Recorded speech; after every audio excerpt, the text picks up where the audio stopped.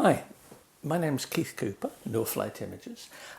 This is one of my short videos. I've done quite a few of them. I'll put some links in the notes about aspects of professional photography marketing.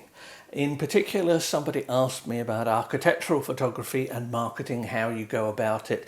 Were there any other ways that they might have thought about beyond social media? And the thing to remember is that the old ways still work. Just because everybody likes to think social media is the way of getting things, communicating with people, and if I've grown up with the internet. It appeared when I was already working. I've got used to it. I've done research on aspects of internet stuff when I was at Loughborough University a few years ago, but it always goes back to the key maxim is that people buy from people. If you're selling your photography services, you want to get people to get you to work for them, and that's the key of it. And one of the things that people forget about social media is that a lot of the key decision makers in organizations really do not use social media that much in the way that you think they would, or in a way that is useful to you. Now, sure enough, I use LinkedIn, have done for years, just for checking out people at an organisation to make sure I know who's there, because you've always got a problem. If you establish a relationship with a client, you should always be careful that if you're establishing a relationship with just one person in an organisation, if that person moves, gets promoted, and no longer has responsibility for, say, hiring photographers, then you've got someone new, and that can be a problem with it. And I've gained and lost work because of people's promotions for that. So it's always something I'm very wary of. But as I say, people buy from people. So don't underestimate physical, real networking. Now, it doesn't mean sort of standing around in a suit and having a drink and chatting with people, although there is still a part for that. The classic business meetings like that, they do work. I have a difficulty in that I loathe and detest breakfast meetings. I am not an early morning person, and I really do not perform at my best early morning events. So I had to be a bit more select in what I go for and things. So I don't do the business.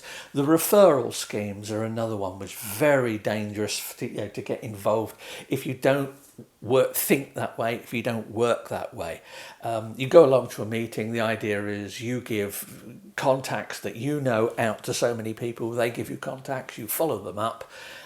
Well, that bit's good, but you very quickly, depending on what business you're in, you run out of people whose names to give in this sort of stuff. So I personally don't like it. Some people do. I know some photographers, some commercial and certainly wedding photographers, because the people who organise these things like to have a photographer in the group, but they tend to think in terms of wedding photographers and social photographers, not commercial, and certainly not ones architectural photographers like ours.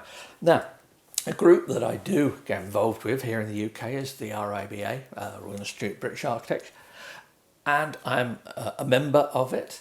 And I go along to meetings. We have events and things. I run the pub quiz for the RIBA. That means I have an entire room full of architects listening to what I'm saying, and as part of that they will get a bit of a pitch from me in that all these various practices have got people there. That's it. You become known. As I said, it's about being physically known. People buy from people. Don't forget seemingly old-fashioned stuff. Actually go out and meet people. Phone them up. I get told sometimes people don't like phone calls. What's happened in business? Yes, you phone people up. Phone people up, talk to them, arrange a meeting, meet them at lunchtime, have a coffee, whatever. Don't underestimate good old direct mail as well. That still works. These pictures, I've just been testing a paper here, and these are some of my architectural images.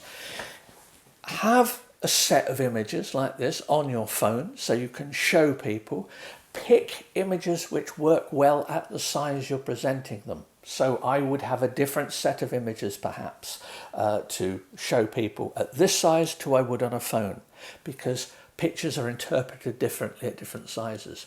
Also, if you're meeting somebody, an architect, and from a practice, do a bit of research, find out what their practice has been involved, look at the pictures on their website.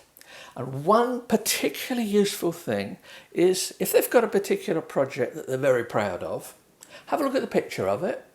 It's a distinct chance you'll find the picture is not that great. Go take a picture of a building. It doesn't have to be a particularly stunning building. It just has to be one that this particular practice has worked on. Make sure your picture that you've got looks better than any picture they've got on their website of it. And that's a really easy win. Oh, I noticed you'd got this on your website. Oh, yes. Oh, here's a picture I just took the other day while I was passing. There you go. Now, sounds simple. It actually works.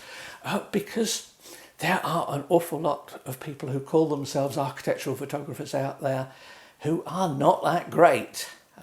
It is not difficult, particularly for nice buildings. Now, if you've got someone who really understands stuff, show them a great photo of a dull, uninteresting building. If you can take pictures of dull, uninteresting buildings, well, that's going to help you there. I always have a selection of pictures like this. I will try and put a few black and white ones in. Why? Well, partly because I've ended up getting print sales at practices. They like to have big pictures of their work on the wall.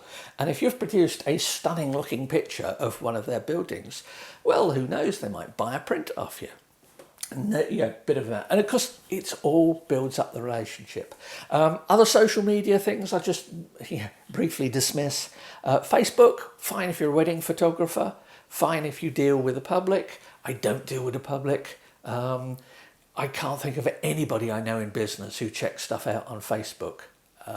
It just doesn't seem to have any relevance. Instagram, similarly, who cares how many likes you've got? It's not about that. It's about establishing relationships with real people so that when they think we need some pictures, oh, I'll give Keith a call. You don't want them to think, oh, we'll need to sort some pictures of that. You want your name to pop into their head the moment they think about pictures. Even if they just phone you up and say, look, this is in somewhere way out where you don't work. Do you know of anybody? Always be prepared to help people out. Be helpful. It works. Anyway, that's just a few quick bits, as I've got loads more little videos I've done over the last couple of years, different aspects of marketing and stuff like that. I know there will be some people who say, oh, well, you should use social media more than that. Yeah, I've got an excuse in my age, but that's only an excuse. It's not a real reason. My real reason is I've looked at marketing over the years and there is nothing new under the sun. It's about people, knowing people, and making them think of you when they want a photographer. So I hope that's of some help to somebody.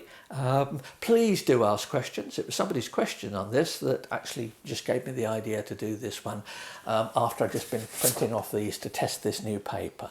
Anyway, thanks for watching. Bye.